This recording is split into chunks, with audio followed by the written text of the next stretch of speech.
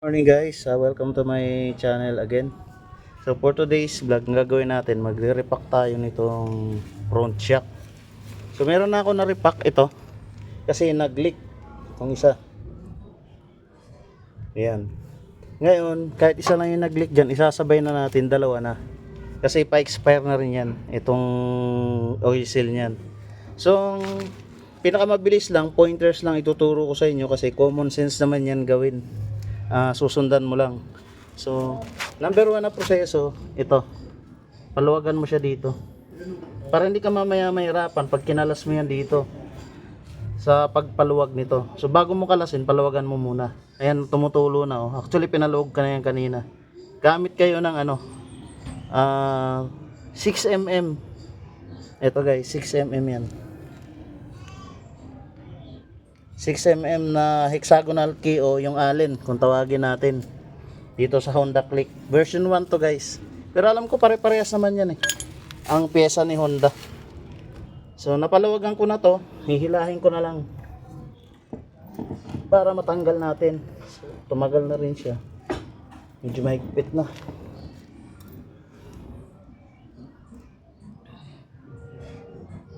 Guys, natanggal ko na siya, no. Pag hindi nyo mahugot dito sa telescopic, gamitan nyo nito. Flat screw, doon sa may kanal, sikwatin nyo. So, unang proseso, lagay muna tayo ng basahan. Kalasin to. Kita ba sa camera? Ayan, kalasin mo tong lock na to kasi nandito yung circlip, o hindi naman circlip, meron niyang lock na bilog. So, kailangan natin ng special tools. Ito, sa tulong nitong special tool. Nabibili to sa Shopee guys. Itong tools na to. So yan guys, ilalagay na natin tong pangtulak natin para madali siyang kalasin.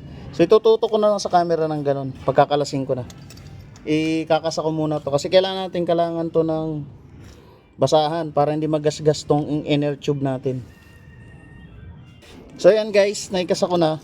Higpitan ko muna tong gilid para ma-fix natin to. Ito yung tutulak sa dito sa lock sa ibabaw para may tanggal natin yung bilog na pinakalock niya yan. So ingat din huwag persado dito sa pag-lock kasi baka magasgasan tong inner tube. Pwede ma-damage yung oil seal natin. So ito na. Kung makikita nyo, naikasa ko na to. Ayan, nalock ko na to dito sa inner tube. Itutulak nitong ibabaw itong stopper na to ng spring. So kailangan mo lang may tulak yung stopper na yan para lumabas yung lock sa gilid, yung bilog na lock niya.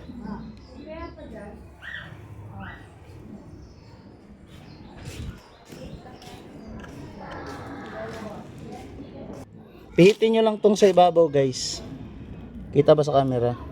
Ayan. So pipitin ko muna siya para makita nyo. Hipan nyo yung mga dumi-dumi.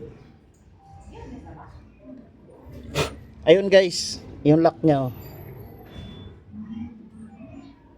So sisikwatin lang yan ng kutsilyo. Ito. Sikwatin ko para makita nyo.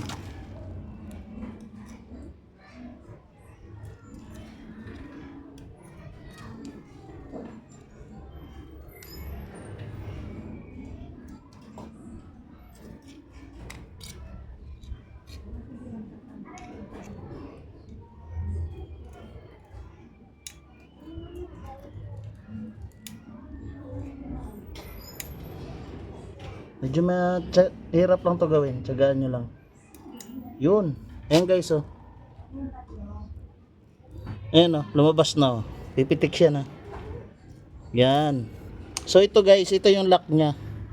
Itong maliit na to na bilog.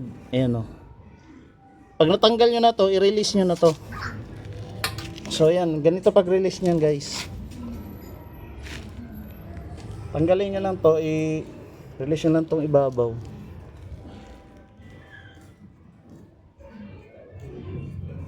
Tapos pigilan nyo to sa ibabaw, yung stopper ng spring.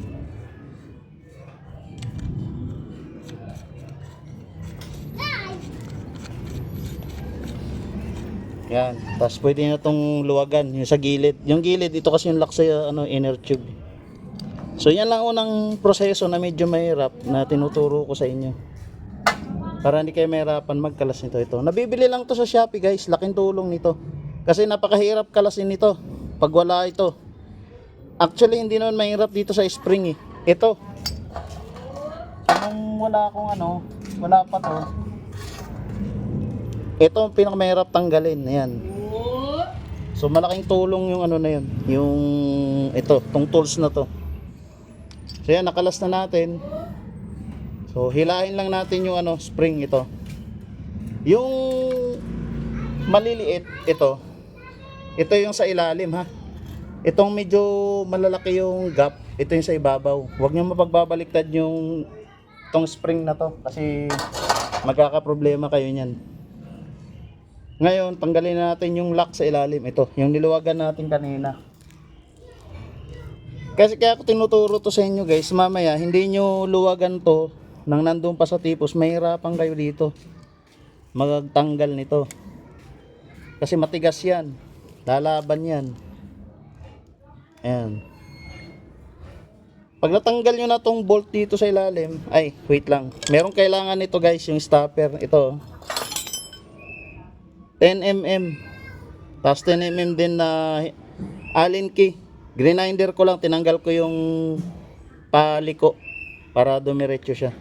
Itusok nyo lang doon sa niya, sa gitna.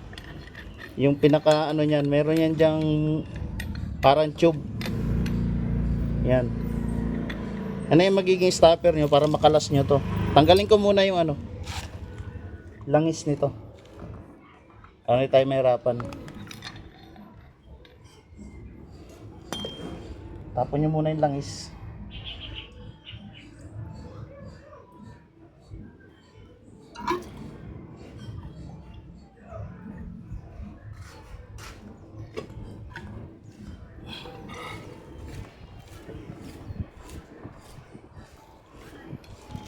So yan na yung magiging tsura niya guys. Kung nakikita nyo yung bilog sa ilalim yun yun yung nakalock dito sa ilalim niya na lock.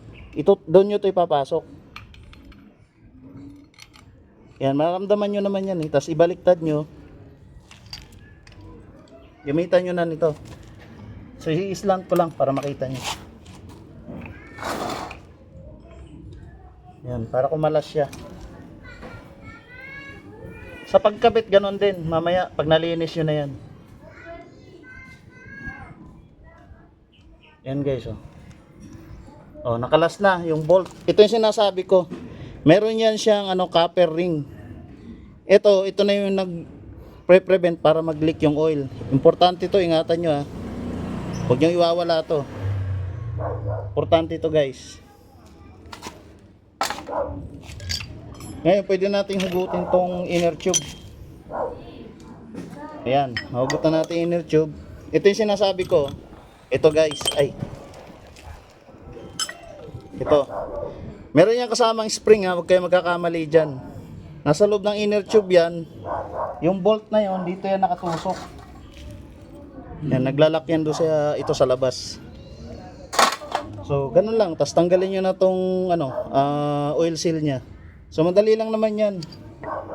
Kayang-kaya nyo na yan. Sikwatin nyo lang. So, linisin muna natin guys. Okay guys, tatanggalin na natin yung oil seal nya. So bago nyo tanggalin yung oil seal na yan, tanggalin nyo muna tong ito. Ito yung lock nya yung bilog na yan na bakal. Ayan. So sinisikwat lang yan ng kutsilyo. So malaking bagay yung kutsilyo guys. Ayan, nakalas na stopper yan ng oil seal. So bababad muna natin yan dun sa diesel. Yung pinanglilinis ko guys, diesel lang na-encounter ko. Yung unang tinanggal ko is stock up na. So pag pinalo nyo to na hindi nyo makalas, gamitan nyo nito, rubber mallet. So papaluin ko siya.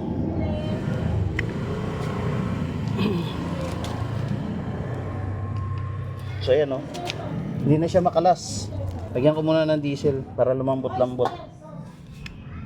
Ito wag nyo nang pilitin pag ayaw. Pag ganyan, ang gawin nyo, rubber mallet. Paluin nyo guys. Sorry, sumablay.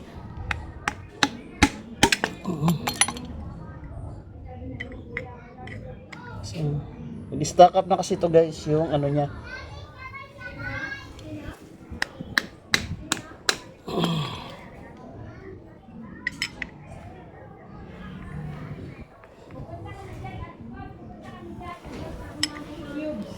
Yung bakal niya, may bakal kasi yung oil seal sa gitna eh. So yun yung nag-i-stack up.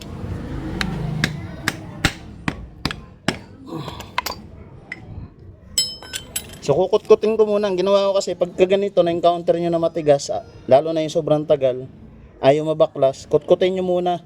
Palitawin nyo yung bakal, tas doon nyo tirahin ng rubber mallet. Ayan guys, oh, kutkutin nyo muna to. Lahat ng mga rubber tanggalin nyo, palutangin nyo tong bakal na to, yan oh. May bakal kasi yan, sa loob yan. Ito yung sa gitna ng oil seal. Ito. Yan yung nag-i-stack up na. So hindi siya makakalas pag hindi yan ano. Tapos may bilog na bakal to rito na stopper din sa bunganga ng outer tube na to. So wag nyo iwawala yan. So ngayon susubukan ko kung makakalas ko na siya. Palutangin nyo lang yung bakal na yan. Pag kinapitan na yan, doon nyo birahin.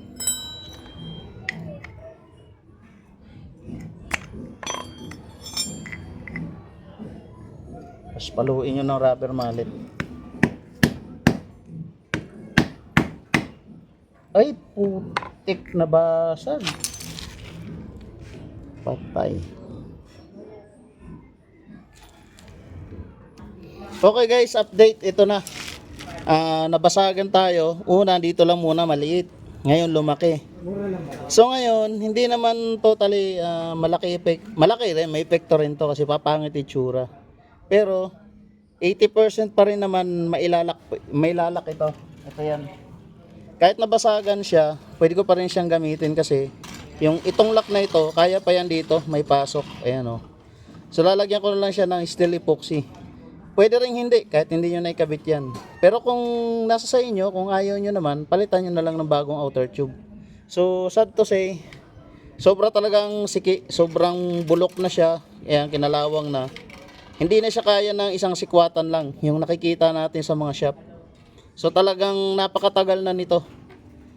Hindi ko mawari kung 6 years o 8 years na tong oil seal na to. So nag-stack up na siya, nabulok, ayan. So hindi na siya kinaya ng sikwat. Talagang sa sobrang puwersahin mo na talaga siya. Sobrang puwersa, ayan, nabasag siya. So pero ito, huwag kayong mag-alala kasi hindi naman to makaka-apekto para mag-leak yung oil seal natin. Magtatanong kayo bakit? Ang oil seal natin guys ay ang sinisil niya itong area na to tsaka ito dito. Sa ibabaw, ito lang itong area. Hindi talaga ito. Kasi dust seal na yung nakalagay dyan eh. Actually, ang purpose lang nito, itong uso na yan, ito lang yung groove na yan. Para lang dito sa lock, yung pinakita ko ito. Para lang dito yan. Buksan ko yung oil seal ah. Ito, basta gumamit lang kayo ng galing kay Honda. Yung original na oil seal ng Honda Click. Ayan guys. Isi-sealed niya pa rin naman yan ito, yung labi niya no. Ngayon ito kasi guys, nakabaon yan dito, ayan no. Yung size niyan, ganyan yan no. Nagigets nyo, kung nagigets nyo yung point ko, ayan no. Ito kasi yung dulo mo, dito yung stopper nitong dulo ng oil seal mo. So, sa akin, wala naman talagang bearing yan. Kahit natanggal to. Kasi hindi naman maglilik yan. Kasi ito naman tong area na to, ito. Yan. Ang i-cover ng oil seal natin. Pati ito yung bibig niya. Oh. So, kakabit ko para makita nyo. So, yan na guys. Naikasa ko na yung oil seal natin. Ilalagay ko na yung lock niya. Ito. Ito yung lock na yun. Ito yung sinasabi ko guys na lock. Ito. So ngayon itong bunganga niya dito ko na lang itatapat sa nabasag.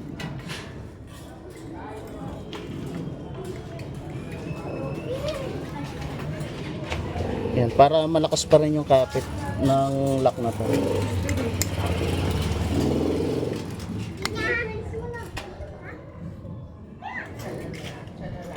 Para mali. Wait lang, wait lang. Natawag ko, friends mo na. Shh, uy! Kabangga ka.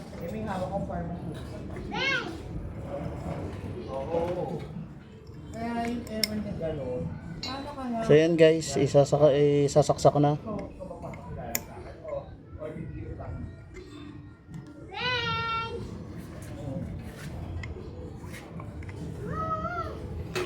So yan yung lock niya guys, nandito sa loob. Ayan. So didikitan ko lang to ng epoxy steel para bumalik yung itsura niya. Pero importante ito, yung nakalapat yung oil seal natin. Tsaka nakakabit pa rin itong lock na to. Para still may ano pa rin siya, puwersa. Hindi makalas yung oil seal.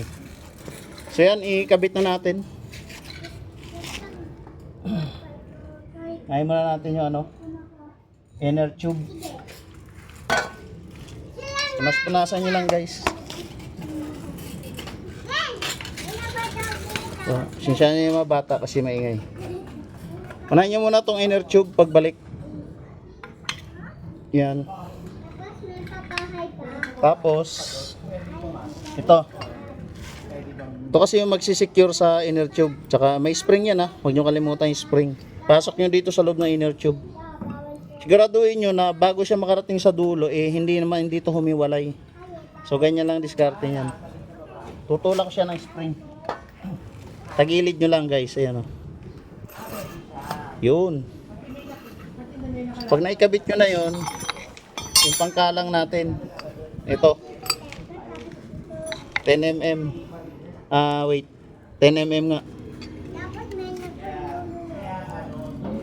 Yan, kapit mo lang. Tapos, ayun yung sinasabi ko yun, oh. I-shoot nyo lang sa butas tong 10mm na allen. Yan. Tapos kabit nyo na to, yung lock nya. Huwag kalimutan tong o-ring ha, ito. Yan, yung o-ring nya. Ito yung bolt nya. Samahin nyo na yan, pasok mo na yung itong copper ring pala tawag to, sorry. Copper ring, kung tawagin. Copper ring talaga, yung term nitong parang tanso na to. So, pasok mo lang siya gamit tong allen. So, yan. Saan nakita? Papasok ko siya. Yan. Dito pa lang, higpitan nyo na. Kasi, hindi nyo na mahigpitan niya, wala na kayong stopper pag nakakabit na doon sa motor. So, higpitan ko na siya guys. Dami yan, dami. Sabi mo. So, yan, naikabit ko na guys. Ayan. Sunod natin yung ano, yung spring. Ito yung spring na dumihan uli, linis uli. Okay guys, pasok natin. Yung itong maliliit dito sa ilalim. Itong medyo malaki yung awang sa ibabaw. Yan, pasok lang natin yung spring. Yan. Yan na siya. Then maglalagay na tayo ng oil. Ang oil natin ay 70. Ito, pork oil. So may sukatan tayo niyan guys ha. Abutin na tayo ng ulan kaya mamadali na tayo.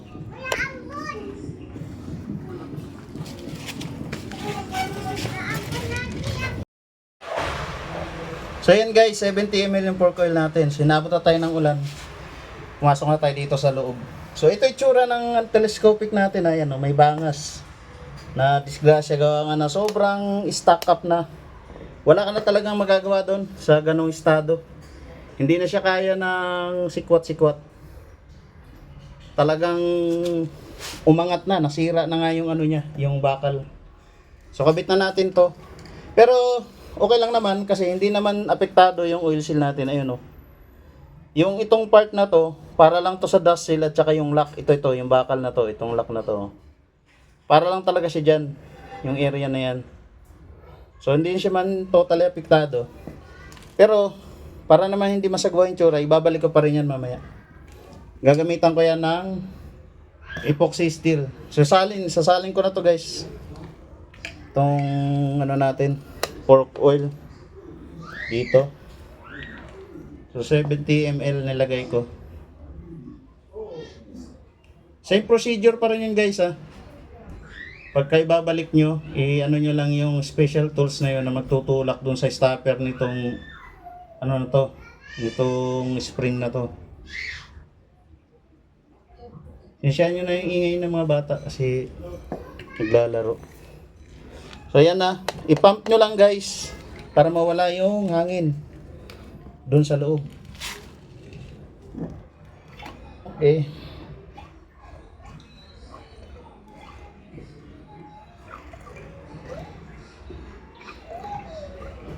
Pag ramdam niya wala ng hangin, pwede nyo nang isara.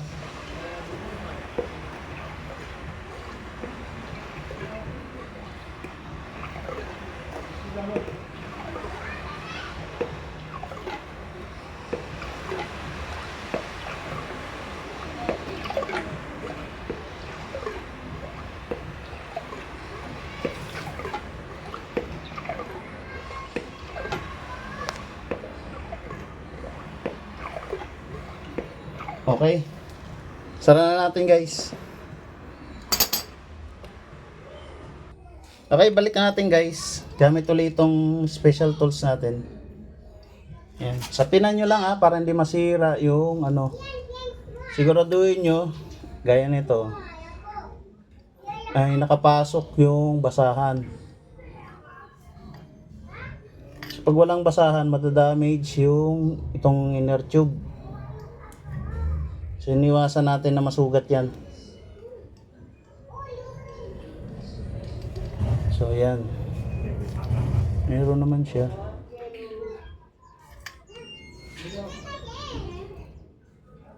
Yan. Kasi pwede na walang basahan. Hindi madadamage yung inner. Ayan. Lock na natin guys. Ayan na. Nakalock na yun guys ha. So, lagay natin tong ano niya. Ito. Angat lang natin, medyo bumaba. Tayo mahirapan. Then, hawakan nyo lang, tulak nyo, push nyo lang. Ayan, push. Tsaka nyo gamitan ito. Ito kasi yung final na magtutulak niyan.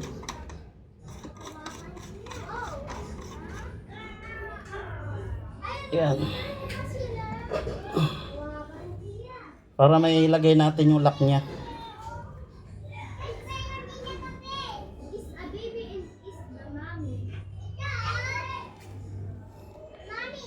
So okay na guys, naitulak na. Balikan natin tong lock niya. Ito. So ito lang naman yung critical dyan guys. Yung pagbabalik ng lock.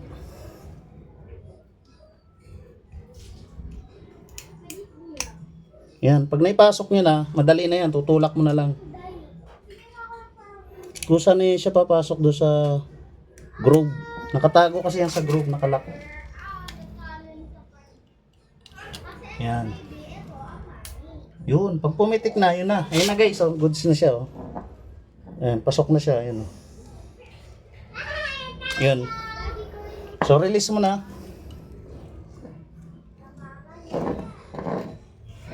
Yan. Release na natin.